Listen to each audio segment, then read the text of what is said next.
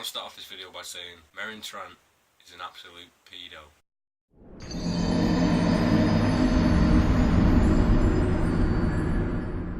What's up guys and welcome back. In this video I'm going to be discussing the penultimate episode of Season 5 of Game of Thrones, Episode 9, titled The Dance of Dragons. So the episode starts off with a bit of a bang. We see Stannis' camp, some of the tents and people are getting set on fire by Ramsay's group, but we don't see a battle between them. We see that they've escaped in the night and none of them have been harmed. So Stannis is obviously pissed off for this because he had people watching over the camp. So Stannis suggests that they interrogate the people who are supposed to be keeping watch of camp, and he says half of them are either conspiring and the other half fell asleep, so to hang them all. Stannis is being a bit of a brutal bastard this episode. We head back over to the Night's Watch after what's probably one of the best scenes in the entire series of Game of Thrones so far, with Jon Snow and the White Walkers, and Jon has arrived back at the wall with Tormund and quite a lot of wildlings by the look of it. If that's how many he brought back with him, I can't even imagine how many died at that camp, because there seem to be hundreds of them with him. And they get back to the wall and we see Alistair and a bunch of Night's Watch at the top looking down on them. And if you've seen the promo for the last episode, it makes it out like Alistair's not going to let them in. And to be honest, I thought that's what would happen, because Alistair is an absolute prick, isn't he? So, but Alistair actually lets him in, which did surprise me quite a bit, because that was his one opportunity to fuck over Jon Snow, and he let him back in, so props to Alistair for being a solid guy for once. When they get back in, Alistair actually says to Jon Snow, "You have a good heart, Jon Snow, but you're going to get us all killed," and that possibly might happen, to be fair. It'd be some kind of Shakespearean tragedy with Jon Snow doing the good thing and ended up sacrificing everyone, but let's be honest, Jon Snow's going to be around for quite some time. Back over at Stannis' camp, he sort of makes a compromise with Davos. Instead of just retreating back to the wall, he actually gets Davos and a bunch of men to go back to Castle Black and ask for help and provisions. So Davos has sort of like a little moment with Shireen, Stannis' daughter, where he gives her, I think he gives her like a little toy or something. Basically says his farewells before he leaves. And we don't know how long he's going to be away, but we don't even know if he's going to make it back. It's probably a perilous journey, but hopefully it's not too long before we see Davos, because Davos is quite a cool guy, in my opinion. We head back over to Dorne and we see what's happening with Jaime and Bronn and Oberyn's wife and Doran, basically. And they all have a big communal meeting in the room. Doran's willing to let everything slide with Jaime after he explains about the Viper threat, and he wants him to take Myrcella and his, I think it's his nephew or his grandson, Prince Tristan, back to King's Landing, which couldn't be a better option for Jaime really, but is it going to happen smoothly? Who knows? As for Oberyn's wife, Doran is not very happy at all. And basically in this episode at one point he makes her get down on her knees and he basically gives her a second chance, and if she fucks up again she's going to get beheaded and all kinds of shit. We actually have a scene with Oberyn's wife. I keep calling her Oberyn's wife, but I think her name might be Elaria. If that's right, let me know down in the comments. If it's not, still let me know down in the comments. We have a scene with her and Jaime, and this is probably the first time Elaria has actually seen some sense in this season, because she actually, I think she realises how much of a bitch she's been, and she talks to Jaime and kind of says that she was wrong, and she also discusses about Jaime and Cersei, about basically saying, she says how like love is love and it doesn't matter who they are if they're related, and that sort of thing isn't even frowned upon in Dorne, which Jaime probably likes to hear because he's in love with his sister. Hopefully when Jaime does go back to King's Landing, if he makes it back to King's Landing, we're going to see some more interesting plot lines with him, because he's kind of been on the back burner since he lost his hand basically.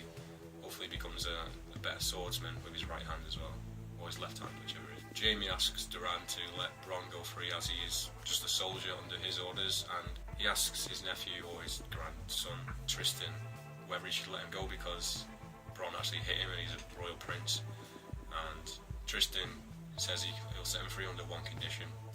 And a few minutes later we see Bronn get him set free, and we realise that the condition is that the big huge black guy gets to punch Bronn in the face, which to be honest is not that much of a condition compared to some of the brutal shit that could have happened. He could have had his dick cut off, he could have had his hand cut off like Jaime for slapping him, so I'm pretty glad that he only got a punch to the face, but this guy was huge, so it probably hurt quite a bit.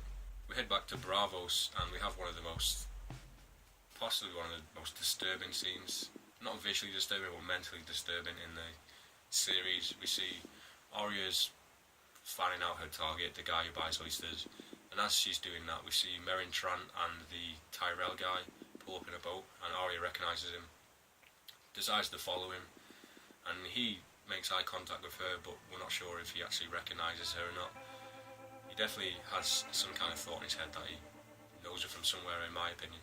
And he follows her basically back to a brothel. And if Meryn Trant wasn't as much as a creep and a cunt already, he goes to a whole new level in this episode. At the brothel, he's sitting there with his two Lannister buddies, and the owner of the brothel keeps bringing women to him. They're all quite young, say between 18 and 20. In actual Game of Thrones, they're probably like 15, but he keeps, every time she brings one out, he keeps saying, too old, too old. He wants younger girls and younger girls. And eventually she brings out this girl, must be younger than 12, covered in like all this powdered makeup on her face. She looks like a clown. And he's basically like, yeah, that'll do. And then she gives him a timer for how long he can spend with her, and he just gives it back to his head. Like, he's done when he's done, and it's just a disgusting scene. He's an absolute paedophile. It gives us more of a reason to hate him and more of a reason to feel satisfied when he actually dies. So Arya's watching the whole thing, so Arya's even more pissed off now. So my guess is next episode, Meryn Trant's going to get it. Hopefully in a violent way, because he sure deserves it. But at the same time, we don't know if Meryn Trant could be baiting her. We could recognise her, he might just be trying to trap her. After what we've seen with Sansa, hopefully nothing happens like that with Meryn Trant and Arya, because that would be another step over the line for a lot of people, in my opinion. Back over to Stannis' camp. This is another big scene in the episode. Stannis is talking to his daughter Shireen about the book, The Dance with Dragons, which is basically some old lore novel. The book talks about like staying true to yourself, and Stannis starts to question himself, and he's talking about if he should stay true to himself or his morals and stuff. And his daughter's basically saying if he needs any help, she can help him with whatever. We don't know what he's talking about in this scene. It could be one or two things. Well, two things came to mind. One thing, that whether he should go ahead and be the king, and that everything he's doing is for the right reason. And the other one is that he's actually contemplating sacrificing his daughter for the greater good. Well, the greater good in his opinion. That's up for debate. And then we have the next episode. This is probably the biggest what the fuck in the whole episode. He basically agrees to sacrifice his daughter, and we see this scene, and the whole way through the scene I was like, this isn't going to happen. Stannis is going to change his mind last minute, or someone's going to try and save her. It was basically like the Mance Rayder scene as well, when I thought someone was going to save him, or he was going to submit at the last second, but it didn't happen. Stannis' wife, who actually isn't even a fan of his daughter, she runs to save him and gets stopped by guards, and she is not a fan of her daughter at all, whereas Stannis keeps like a stone face, and as she's burning and she's screaming, you can just see like he's trying to hold a straight face, but he's absolutely despising himself right there. But he was either going to do it or he wasn't, and his men were dying, and his mindset of being the king and taking over, it makes sense. It was a shocking scene, but it could have made it a bit more believable. They could have shown at least like his men dropping off dead and his numbers decreasing, and I don't know, maybe them starting to like eat themselves, or just fucking basically struggling to survive, and that this was the only way that Stannis could have done it, because it kind of paints Stannis as a cunt now, which he is for sacrificing his daughter, morally speaking, but in his mind he's got it set that that is the only way that they can go and take on Winterfell.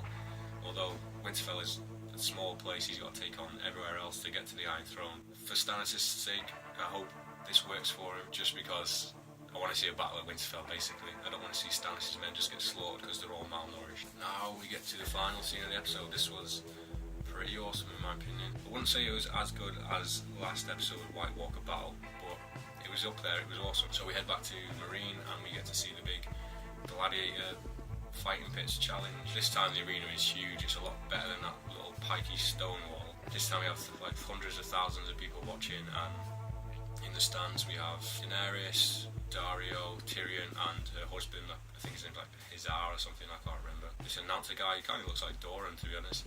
He brings out two fighters, one's a small and fast guy and the other one's a strong but a bit slow one. They have a fight, and Dario and Daenerys' husband are sort of betting about who would win, and and because Dario's a fighter, he says that the small guy's going to win over the big guy every time just because of his speed. Him and Daenerys are kind of taking the piss out of her husband basically because Dario's actually a trained fighter and this guy doesn't really know much about fighting himself. But then the big guy actually cuts the small guy's head off with a huge sword. The sword is like this thick, just beheads him right there and then, which was pretty awesome but pretty violent, but I like violence, so yeah, I loved it. Next up, the announcer brings out another 4 people. This time we got one guy who looks like a Khal Drogo blood rider. We have one who's some Dornish warrior, he's all in this black gear, he's got like a big stick like over him. One guy kind of looks like Stannis a little bit, and I can't remember what the other one looks like, but basically it's like a 4-way battle, a fatal 4-way. Oh, the other one's Jorah, obviously. So yeah, there's a big fatal 4-way with Jorah and all these people. And this was one of the most intense scenes in the episode. I don't know about you, but for me, I really didn't want Jorah to die because Jorah's one of the more interesting characters this season. We know he's an awesome fighter, so that's good enough reason for him to stay alive, in my opinion. So they're basically fighting, and the Khal Drogo guy gets killed straight away. And Jorah has to fight this guy who looks like Stannis, and he's fighting him, and he's getting pretty fucked up, to be honest. This guy's got a big blade, and he cuts him in the arm, he cuts him in the leg, and he gets him down on the floor. And the entire time Daenerys is watching over, and she's got this look on her face of like terror. I couldn't tell if she was worried or that she was angry that Jorah was still there.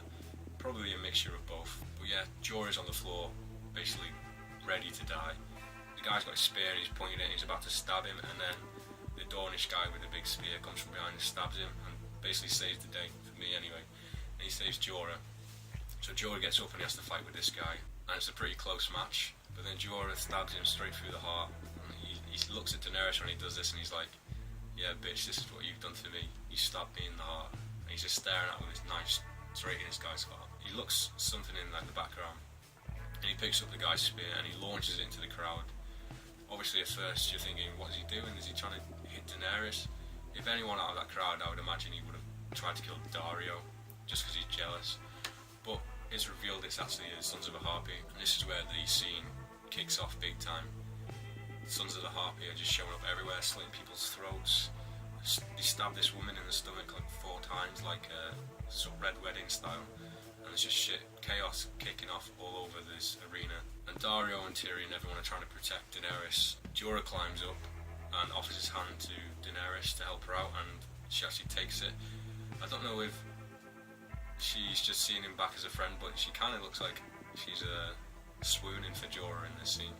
And basically they climb down into the pit and they enter the middle, and they are completely surrounded with only the Unsullied, and Jorah and Daario protect them really. And there's just Sons of the Harpy everywhere, and they're closing in. Daenerys and Grey Worm's girl, I can't remember her name, they think they're going to die, so they hold hands. Daenerys closes her eyes. Just as she closes her eyes, we hear the dragon roar. Drogon appears, enters the pit, and just starts devouring Sons of the Harpy. One of the Sons of the Harpy is right in front of the dragon, and starts running, and Drogon just grips him like T-Rex style, starts ripping him apart, like riving his head left to right and rips him into 2 and then throws his body. I would say they did some like clever directing in the scene to make it as if give the dragon a reason to actually kill the Sons of Harpy, not just kill everyone, because the dragon is insane and it could have killed anyone at any point. But they made a point of showing like the Sons of Harpy throwing spears at it and running straight directly in its way just to distract it from the good guys in the centre. Clears out the masses of the Sons of the Harpy, and then Daenerys actually climbs aboard the dragon and flies off. She's now a dragon rider, although she did leave everyone who cares about her in the centre of the pit, and possibly still could die, to be honest. So those are my thoughts on episode 9, The Dance of Dragons. I thought it was awesome. It wasn't quite as good as episode 8 in my opinion, but what can you do? Episode 8 was amazing, episode 9 was still amazing, and I'm hoping episode 10 can be better than both of those. So what did you guys think of the episode? What was your favourite scene? What did you think about Shireen getting burnt alive? I do know that doesn't happen in the book. Doesn't mean that it won't happen in The Winds of Winter. So let me know what your thoughts are, guys, down in the comments section. And if you haven't checked out part 1 to 8, go and check out my channel. There's a playlist available where you can watch 1 to 8 straight away. Thanks for watching, and don't forget to subscribe if you want to see more, and I'll see you guys next time.